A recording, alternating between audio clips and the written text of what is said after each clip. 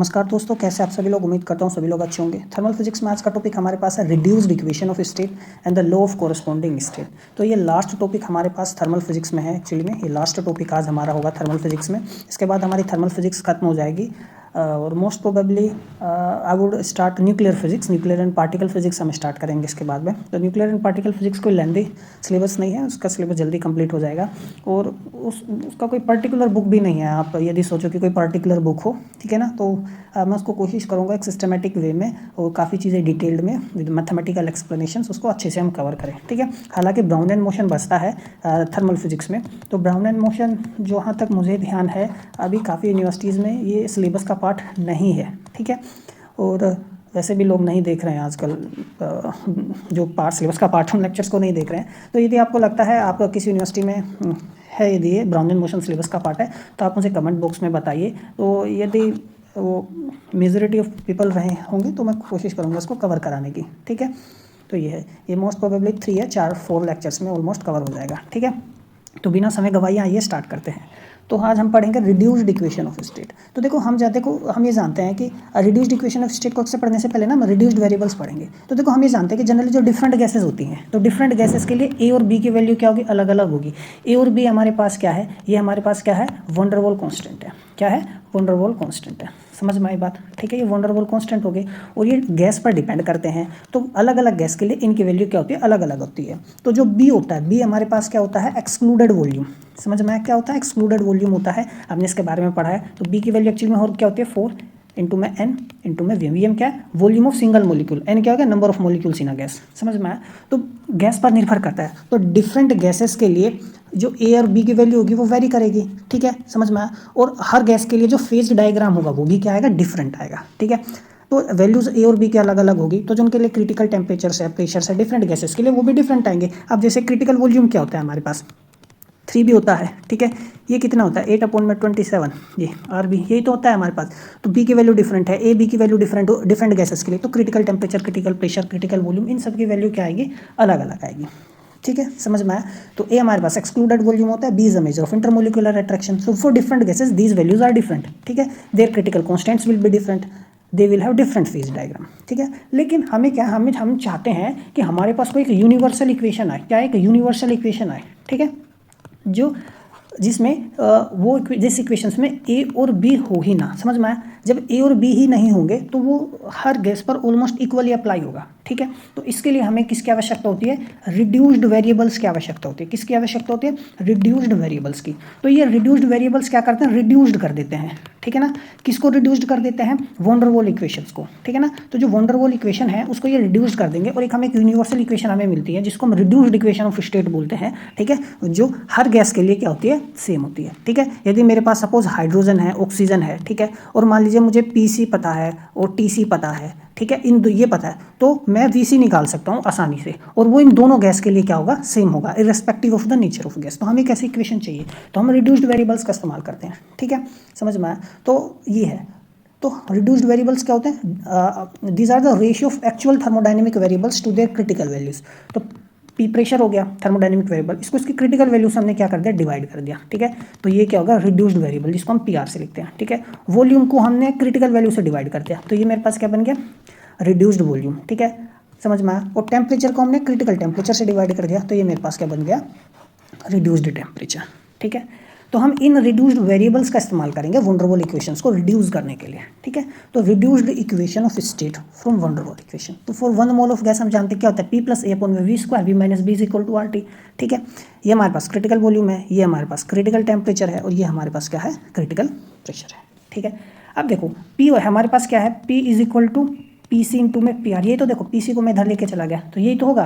और वी हमारे पास क्या होगा, वी सी इंटू में वी आर, ठीक है। और टी क्या होगा, टी सी इंटू में टी आर।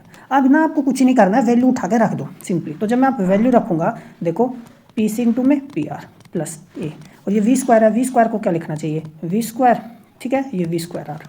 समझ में आ गई बात, ये हमने लिखा है ना। और यहाँ पर मेरे पास V C V R minus के बी और आर, ठीक है। और ये कितना आएगा, टी सी टी आर, ठीक है। तो हमने सिंपली ना P की वैल्यू को रख दिया, ठीक है, V की वैल्यू को भी रख दिया और T की वैल्यू को भी रख दिया।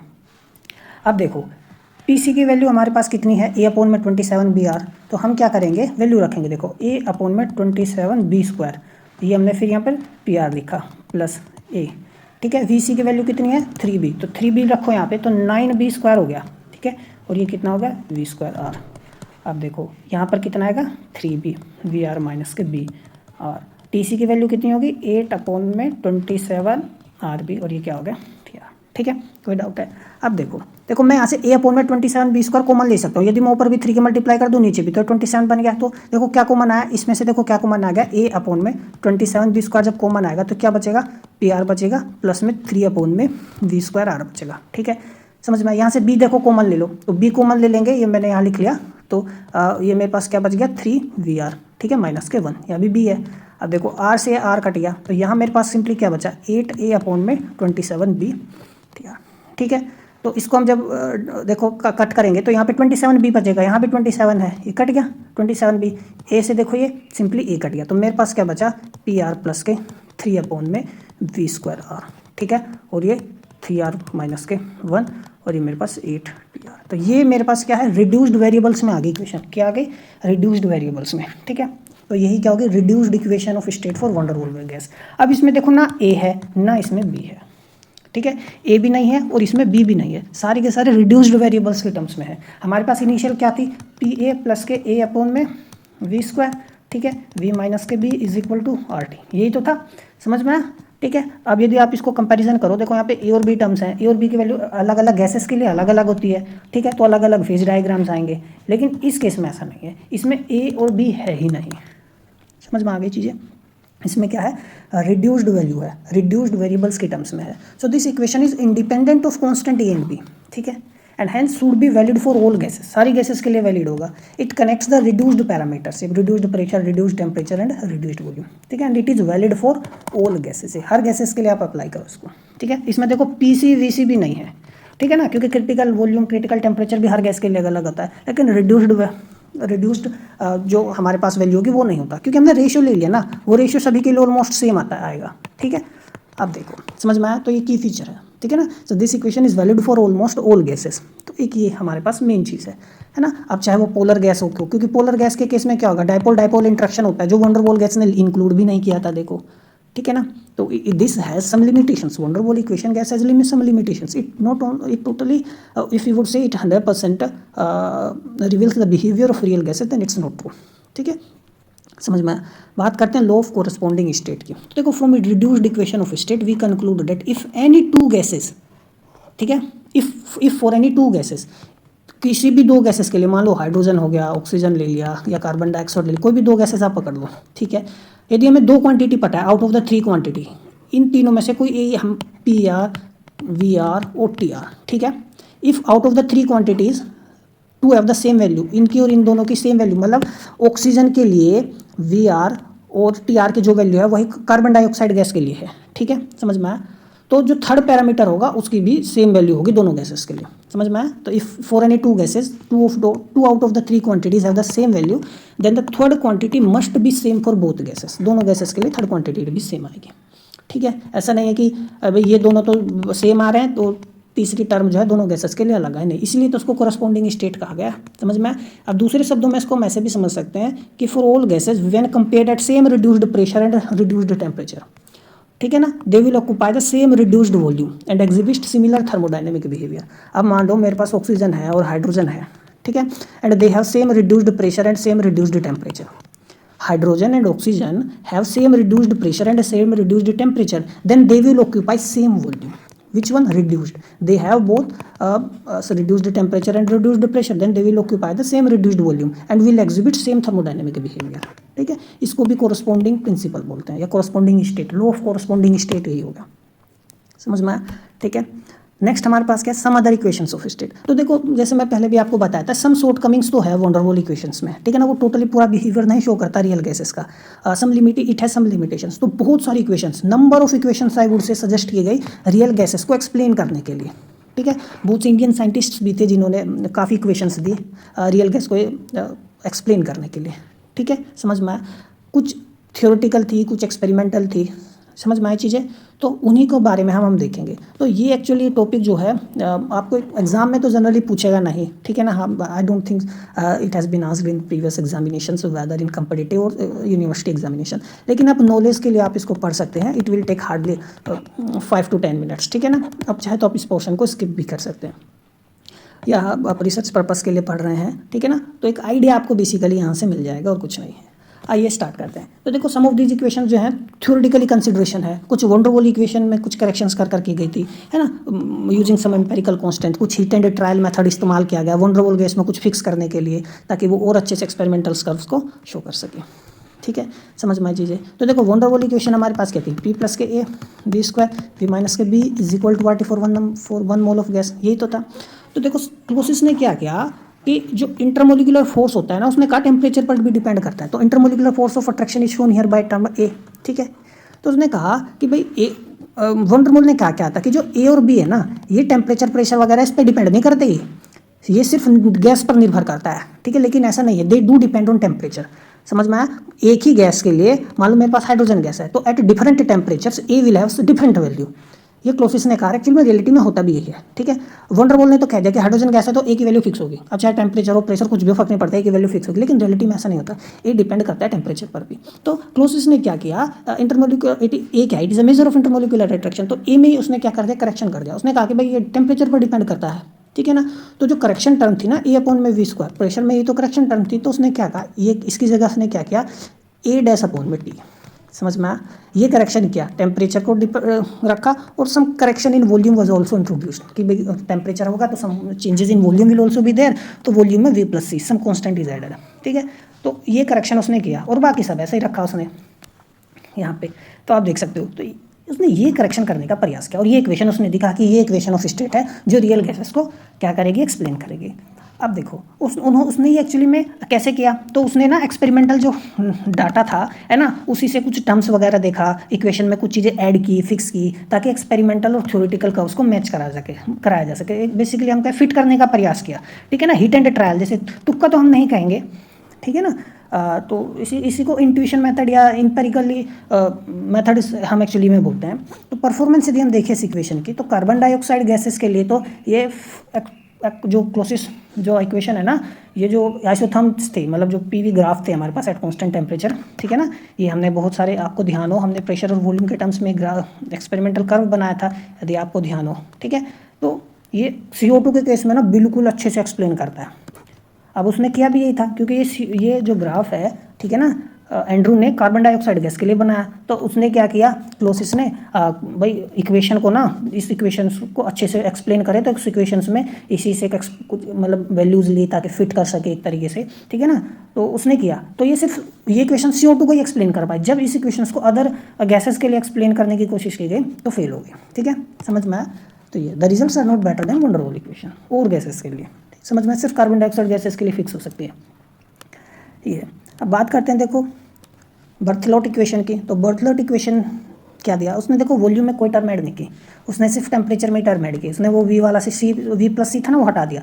तो हालांकि ये इक्वेशन बेटर रिजल्ट देती है वॉन डर वाल्स का, सिर्फ मॉडरेट प्रेशर पर और वाइडर रेंज ऑफ टेम्परेचर, लेकिन क्रिटिकल टेम्परेचर पर, है ना, एट TC या एट PC और एट VC और पोलर गैसेस पर फेल हो जाती है ये इक्वेशन, ठीक है।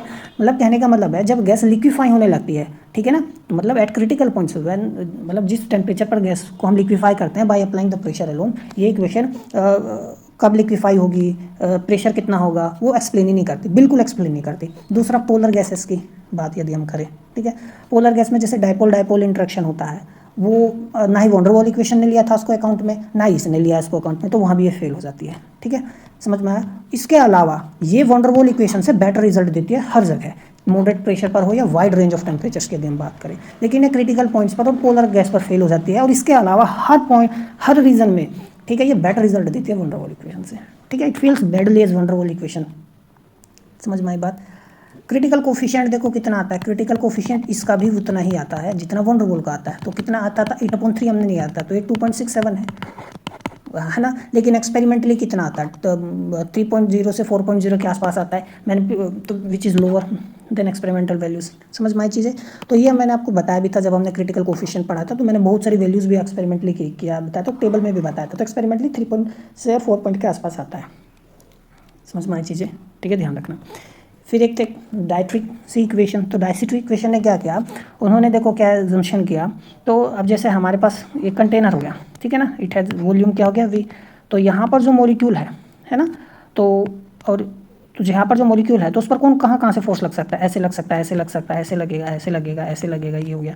यहाँ पर बुल्क में कोई मॉलिक्यूल है, उस पर चारों तरफ से क्या लगेगा, फोर्स लगेगा, ठीक है। अब देखो जो पेरीफेरी पर मॉलिक्यूल्स है या जो इनर मॉलिक्यूल्स है, तो देखो ये मॉलिक्यूल इस पर फोर्स अंदर की तरफ लग रहा है, तो ये जो प्रेशर लगाएगा वॉल पर वो क्या हो जाएगा, रिड्यूस्ड हो जाएगा, ठीक है, समझ में आया। तो हमने इसी को करेक्शन भी किया था। तो डायट्रिक इक्वेशन ने क्या कहा, जो नंबर डेंसिटी होगी ना वॉल के पास, वो स्मॉलर होगी than that in the interior, मतलब जितनी नंबर डेंस। अब हमने क्या बनता है, नंबर डेंसिटी कहती है n, यानी number of molecules per unit volume. अब ये तो भाई हर जगह number of molecules per unit volume constant हो गया, यहाँ ले लो, यहाँ ले लो, यहाँ ले लो, यहाँ ले लो, डेंसिटी, नंबर डेंसिटी, या नंबर डेंसिटी यहाँ निकालो, नंबर डेंसिटी यहाँ निकालो, number of molecules per unit volume. एक यूनिट वॉल्यूम में, ठीक है ना, कितने मॉलिक्यूल हो गए वो सेम रहेगा, लेकिन उसने कहा पेरीफेरी पे यहाँ कम होंगे। तो उसी में उसने क्या किया, उस हिसाब से प्रेशर में भी चेंजेस आएंगे। तो उसने ना एक टर्म, उसको करेक्शन क्या किया, तो उसने प्रेशर में ये करेक्शन किया RT अपॉन में V, ठीक है, और ये V माइनस के भी एज इट इज़ रहा, ठीक है ना, समझ में आई चीज़ें ये। तो उसने वॉन डेर वाल इक्वेशन की बात करें तो हमारे पास A अपॉन में V स्क्वायर आता है, लेकिन यहाँ पे उसने प्रेशर में कोई टर्म ऐड नहीं की, उसने एक्सपोनेंशियल टर्म ऐड की, ठीक है। तो ये टर्म ध्यान रखना, क्या टर्म की, एक्सपोनेंशियल टर्म ऐड की। तो ये एक्चुअली में प्रेशर एक्सपोनेंशियली डिक्रीज़ कर रहा है, ठीक है ना, उसने कहा कि एक्सपोनेंशियली डिक्रीज़ करेगा, नंबर ऑफ डेंसिटी यहाँ बहुत कम होगी, बहुत, है ना, तो वो प्रेशर भी कम लगेगा। तो ये चीज़ है। आप यदि इसको उधर लेके जाएंगे तो नेगेटिव में चला जाएगा। तो यानी देखो ये ऐसे लिखा हुआ है, ठीक है। ये यदि मैं डिनोमिनेटर में लेके जाऊँ तो ये RT अपॉन में V माइनस के B हो गया, और इसको यदि उधर लेके जाऊँ तो माइनस के A अपॉन में RT V, ऐसे भी लिख सकते हैं ये, ठीक है। तो इक्वेशन जो है ये करेक्ट है वॉन डेर वाल इक्वेशन से। तो सारी इक्वेशन जो दी गई थी वो करेक्शन के लिए दी गई थी, तो वो काफ़ी रीजन्स में, कुछ टेम्परेचर्स और प्रेशर्स पर तो अच्छा रिजल्ट शो करती थी, लेकिन एट सम अदर पॉइंट्स, चाहे वो क्रिटिकल पॉइंट हो, कुछ लो प्रेशर पर फेल हो गई तो कुछ हाई प्रेशर पर अच्छा रिजल्ट देती थी, तो कुछ हाई प्रेशर पर फेल हो गई तो कुछ लो प्रेशर पर अच्छा रिजल्ट देती थी, ठीक है, समझ में। तो ये भी करेक्ट था, वॉन डेर वाल इक्वेशन से अच्छा रिजल्ट ये देता था, लेकिन ये हायर प्रेशर पर फेल हो गया, ठीक है ना। और जगह it is better than van der Waals equation, but at higher pressure it failed, ठीक है ना, समझ में आया। क्रिटिकल पॉइंट्स की यदि बात करें तो क्रिटिकल पॉइंट्स भी इसके ठीक ठाक थे। तो VC की वैल्यू कितना आता है, 2 भी आता है यहाँ से इस इक्वेशन से यदि हम सोल्व करेंगे। और क्रिटिकल कोफिशिएंट कितना आता है, 3.695 आता है। एक्सपेरिमेंटल कितना होता है, 3.04 पॉइंट समथिंग के आसपास आता है। तो देखो बिल्कुल ठीक आ रहा है। तो ये क्रिटिकल पॉइंट्स पर भी बहुत अच्छा रिजल्ट देती थी ये इक्वेशन, समझ में आई बात। आप निकाल सकते हो, यदि एग्जाम में आपसे पूछे तो उसका आप क्रिटिकल कोफिशिएंट्स निकालने हो, कॉन्स्टेंट्स निकालने हो, तो कैसे निकालोगे। तो मैंने आपको बताया था एट क्रिटिकल पॉइंट्स क्या होता है, हमारे पास सपोज ये प्रेशर वर्सेस V ग्राफ है, तो जो ग्राफ होगा ये भाई प्रेशर वॉल्यूम के साथ ऐसे डिक्रीज होना चाहिए, जैसे जैसे वॉल्यूम बढ़ेगी मॉलिक्यूल्स दूर दूर जाएंगे, प्रेशर कम होगा। लेकिन एट क्रिटिकल पॉइंट क्या होता है, देयर इज अ किंक, है ना, तो देयर इज अ किंक, एक किंक आता है। तो यदि मैं यहाँ पे एक से टेंजेंट ड्रॉ करूँगा तो डेल P अपॉन में डेल V क्या आना चाहिए, 0, जो टेंजेंट है 0 आना चाहिए, ठीक है ना। तो इसी आप यही करो तो समझ में आया। तो डबल डिफ्रेंशिएशन भी क्या होगा, 0 होगा। तो इसी को आप इसका सिंगल डिफ्रेंशिएशन निकालो, फिर डबल डिफ्रेंशिएशन निकालो, दोनों के इक्वल रखो 0 के, और हम TC निकाल सकते हैं, VC निकाल सकते हैं, PC निकाल सकते हैं, जिस तरीके से हमने वॉन डेर वाल गैस में किया था, ठीक है ना, समझ में आया। ये है। और ये क्वेश्चन यदि A और B की वैल्यू बहुत छोटी ले ले, हम बहुत छोटी ले लें, तो देखो ये वॉन डेर वाल इक्वेशन में ना रिड्यूस हो जाती है इक्वेशन। आप इसको एक्सपेंड करो, तो जब आप इसको एक्सपेंड करोगे तो आपको रिजल्ट अपने आप मिल जाएगा, ठीक है ना। e⁻⁻ को एक्सपेंड करो तो ये वॉन डेर वाल इक्वेशन में क्या हो जाएगी, हमारे पास चेंज हो जाएगी, ठीक है। इसके बाद हमारे एक इंडियन साइंटिस्ट सहा and boss, one of the brilliant physicist है उससे, ठीक है ना। और स्टैटिस्टिकल फिजिक्स की बात यदि करें और तो उन्होंने बहुत अच्छा काम किया है, ठीक है ना। सहाइनाइजेशन इक्वेशन है which is used in astrophysics, ठीक है। तो वो भी वन ऑफ द ब्रिलियंट है आई वुड से। तो actually I know that because my specialisation is in astrophysics cosmology, तो मैं जानता हूँ। तो वो बहुत ही अच्छा उन्होंने चीज़ों का एक्सप्लेन किया है। तो थर्मल फिजिक्स की यदि बात करें या स्टैटिस्टिक्स की यदि बात करें तो सहा ने और बोस ने बहुत अच्छा काम किया है, ठीक है। आपको उनके बारे में पढ़ना चाहिए। तो using the principle of statistics, probability and thermodynamics, सहा और बोस ने इक्वेशन निकाली थी ये, ठीक है। तो ये टोटली उन्होंने फर्स्ट प्रिंसिपल से निकाल ली थी, ठीक है ना। औरों की तरह नहीं था कि कुछ हिट एंड ट्रायल मेथड लगाया, कुछ कांस्टेंट को ऐड करके देखते हैं, कुछ सब्ट्रैक्ट करके देखते हैं, ताकि वो एक्सपेरिमेंटल डाटा में क्या हो सके, फिट हो सके, ठीक है। तुक्का मारने का प्रयास नहीं किया गया था, ये चीज़ें हैं। हालांकि this equation has also it's I would से डीमेरिट्स, ठीक है, लेकिन ये वंडर वॉल इक्वेशन गेट से बहुत ही अच्छा रिजल्ट देती है। और एक स्पेशल केस भी है, हम इस इक्वेशन को वंडर वॉल इक्वेशन में हम रिड्यूस्ड भी कर सकते हैं, ठीक है ना। तो ये एक तरीके से मोर जनरलाइज्ड हो गई, है ना। This equations can be reduced to van der Waals equation, so this is a generalised और would say a special case of van der Waals equation, ठीक है। समझ में वो van der Waals equation is a special case of साइंट-बोस equation of state, ये चीज़ें हैं, ठीक है। इससे जो क्रिटिकल कोफिशिएंट आता है वो भी कितना आता है, 3.53, और एक्सपेरिमेंटल कितना होता है, 3 और 4 के बीच में होता है, तो वो भी काफ़ी अच्छा आता है। तो which is very close root से near equal to experimental values of simpler gases, या बात करूँ मैं नोबल गैसेस, ठीक है ना, हाइड्रोजन वगैरह और हीलियम गैसेस, ठीक है। समझ में आई चीज़ें। हालांकि it fails basically at polar values, या पोलर गैसेस की यदि हम बात करें जहाँ पे डाइपोल डाइपोल इंट्रैक्शंस होता है, तो it gives a very fair result. लेकिन यदि हम कहें 100% ये experimentally almost all gases whether hydrogen oxygen, ठीक है, सभी को के बिहेवियर को शो करती है, तो ऐसा नहीं है। क्योंकि ऐसा मतलब पॉसिबल तो हम नहीं कहेंगे, इम्पॉसिबल तो हम नहीं कहेंगे। देखो जैसे कुछ गैसेज क्या होती हैं, पोलर होती हैं, कुछ गैसेज नॉन पोलर होती हैं, ठीक है ना, समझ में आया। कुछ नोबल गैसेज हो गई, ठीक है, जिसमें किसी भी तरीके का इंट्रैक्शन नहीं हो रहा है। तो ऑलमोस्ट ऑल गैसेज, हर गैस की प्रॉपर्टीज अलग अलग होती है, तो कोई एक इक्वेशन निकालना जो सभी को सभी गैसेस के बिहेवियर को शो करे, तो इट्स नॉट आई वुड से impossible, you can also do that, ठीक है। तो इसलिए तो वेरियल इक्वेशन हमारे पास है। तो वेरियल इक्वेशन में हमारे पास बहुत सारे कोफिशिएंट होते हैं, है ना। तो infinite number of coefficients are there.